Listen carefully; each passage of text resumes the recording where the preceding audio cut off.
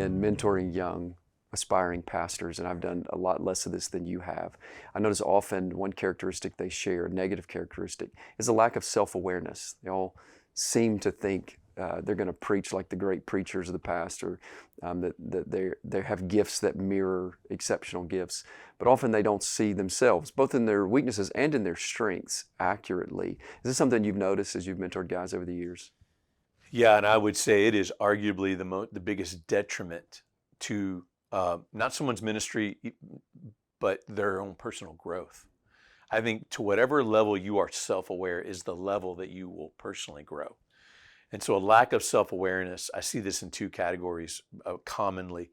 One is in a person's giftedness. Like you said, they don't accurately assess their own gifts for whatever reason. And the second is that they're unaware of the activity in their own soul. So, throughout this series, we've been talking about, we hit pastor's soul and talked about some of those things. But this is what really brings this together, how crucial it is that self-awareness, knowing the activity of your soul, is so crucial, because ministry affects you in ways you got to know how it's affecting you. And if you don't know how to assess that, you don't know how to deal with, you don't know how to apply truth to it. You don't know how to take it to God and lament in sadness and anger and all those things. So that just gets bottled up. It doesn't get dealt with in a healthy way. I can personally relate to a lot of this. I spent a lot of years in ministry with a very little self-awareness. So I can speak personally about how detrimental this is, how much it stunts your growth when you look in the mirror and you don't accurately see yourself the way God sees you and the way others see you.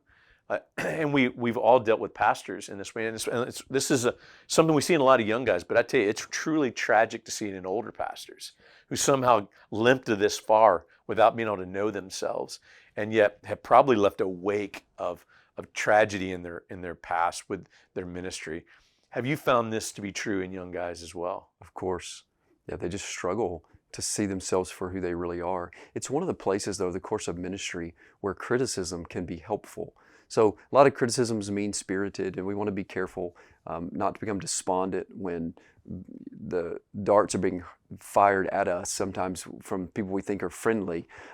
But it's one of the areas where if you can set aside mean-spiritedness, but then consider this person is bringing criticism, and I think they're doing it unfairly. I think the way they're doing it is maybe hurtful. But is there something beneath that that's true that I need to hear? Is the accusation maybe false, but is there a kernel of truth in it that can help me better assess who I am, and maybe even more than that, how I'm received by folks? So you might not even understand the way you're coming across. So people may say, your sermons are long and boring, and that's just not a very helpful thing. But there may be a sense in which this sermon is more lecture than it is life, and you can hear that and receive that and learn from it and grow. So there are lots of ways in which this stuff will be exposed if you're just looking for it. That is a great point, because when you don't know who you are and you don't know how people see you, then that's what causes us to be defensive all the time.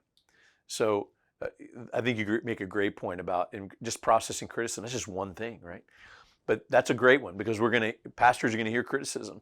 And I pull behind the curtain a little bit when I'm talking to all these different pastors and they call me and they're so upset of that criticism they got.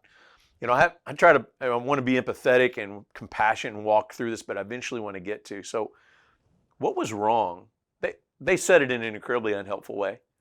They should have been more kind about it. Let me just acknowledge that. But one, was their criticism, what was wrong with them to criticize? And two, were they wrong? And self-awareness allows you to be able to take a step back and actually consider that. If you don't have a self-awareness, you are defending whatever illusion you've created that you see yourself. And it's very unsettling to live your life that way, wouldn't you say? Yeah, if you never acknowledge that a criticism is warranted, then you have a problem. And you can't hide behind the fact that most of the criticism comes in an unhelpful or mean-spirited way. You're not going to do everything perfectly. So there's going to be a moment where you have to step back and evaluate what you did, how you delivered a sermon or how you led or some decision that you made, and realize that you didn't do it perfectly. And if you never face that, it's just an obvious example of the fact that you don't have any self-awareness. Well, and it all points back to self-awareness is key because it reminds you who you are in Christ. That's right. And that your identity is in Christ. And That's right. when you're rooted there and you know that's where you're rooted, you evaluate your ministry entirely differently.